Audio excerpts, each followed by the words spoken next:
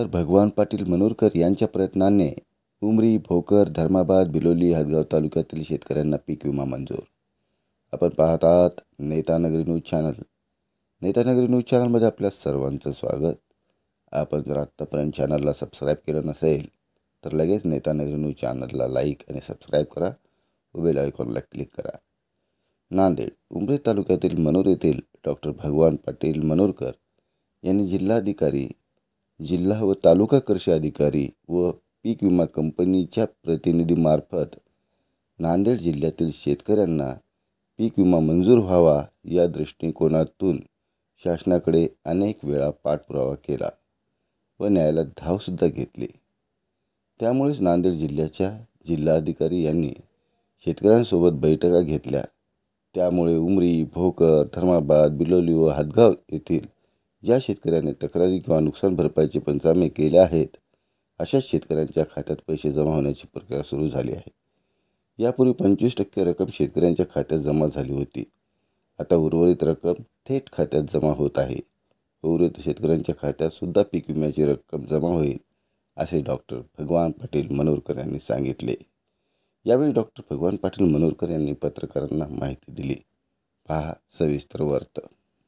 माझं नाव गणेश गोपाळराव जगदंबे, राहणार वागलवाडा येथील शेतकरी आहे। आम्हाला आमच्या या सर्व ठिकाणी जवळपास जिल्ह्याला पीक विम्याचा लाभ भेटलेला आहे। ह्या संघर्षामध्ये आमचे भगवान पाटील सुद्धा होते। सगळ्यांनी सपोर्ट केल्यामुळे शेतकऱ्यांना लाभ भेटला व या लाभामुळे सगळे शेतकरी आनंदित व खुश आहेत। मला 10,000 रुपये हेक्टरी पडलेत, अजून काय पडतील याचा अंदाज आहे। वर्षापासून सातत्याने नांदेड जिल्ह्यातल्या शेतकऱ्याला पीक विमा मिळण्यासाठी आम्ही संघर्ष केला। 2022चा रब्बी पीक विमा मंजूर असूनही वाटप झालं नव्हतं। त्यामुळे आम्ही जिल्हाधिकाऱ्याकडे अनेकदा मोर्चा आंदोलन केली। यावर्षी सुद्धा पीक विमा मिळण्यासाठी आम्ही अनेकदा आंदोलन केली।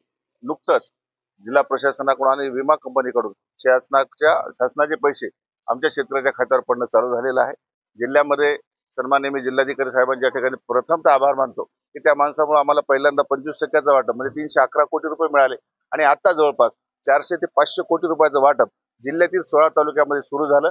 त्यामध्ये प्राधान्य ज्या तालुक्याचे 5 पंचनामे झाले होते त्याच्यामध्ये उमरी, धर्माबाद, भोकर, बिलोल आणि हदगाव ह्या 5 तालुक्याचा वाटप आता चालू झालेला आहे। अक्षरशः आमच्या उमरी तालुक्यामध्ये गावामध्ये दिवाळीसारखं वातावरण झालं।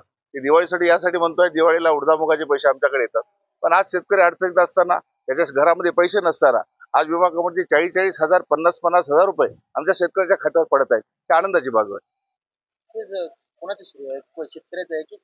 मला मी शेतकरी पुत्र आहे, माझ्या पाठीमागे शेतकरी म्हणून सर्वांनी बोललं। मी कुठल्या पक्षाचा नाही, मी कुठल्या पक्षासाठी, शेतकरी सगळ्या पक्षाचे असतात, पण शेतकऱ्याच्या प्रश्नावर कोणीतरी पुढाकार घेऊन हे आंदोलन उभं केलं पाहिजे होतं। म्हणून मी जिल्हा जन आंदोलन संघर्ष समितीचा एक जिल्हा अध्यक्ष असल्यानं सर्व पक्षानं मला अध्यक्ष केलेला आहे। त्या अनुषंगानं जिल्हा आंदोलन जन आंदोलन संघर्ष समितीचा एक अध्यक्ष म्हणून आणि शेतकऱ्याचा एक कार्यकर्ता म्हणून मी त्या ठिकाणी काम केलं। सन्मान्य जिल्हाधिकाऱ्यांनी आम्हाला प्रतिसाद दिला आणि एवढ्या अडचणीच्या काळामध्ये आमच्या शेतकऱ्याच्या खात्यावर पैसे टाकत आहेत, ही सन्मानाची बाजू आहे।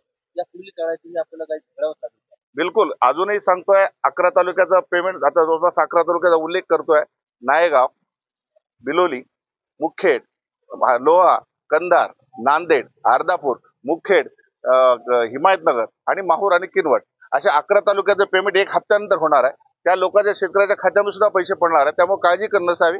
मी कंपनीच्या विरोधामध्ये नाही, कंपनीला पैसे दिल्याशिवाय आम्ही बसणार नाही। जिल्हाधिकारी माझ्यासोबत आहेत आणि आमच्या शेतकऱ्याच्या हक्काचे पैसे आहेत, ज्यांनी विमा भरला, ज्या शेतकऱ्याच्या पिकाचं नुकसान झालं त्यांना पैसे मिळणं ही काळाची गरज होती आणि आम्ही संघर्षातून हे पैसे मिळवून घेतले। याचा फार मोठा आम्हाला अभिमान आहे, आनंद आहे। बिलकुल, मी सांगेल पीक विमा शेतकऱ्यासाठी आवाहन करतोय, आज आणि उद्या अजून 2 दिवस पीक विमा भरण्यासाठी मुदत आहे।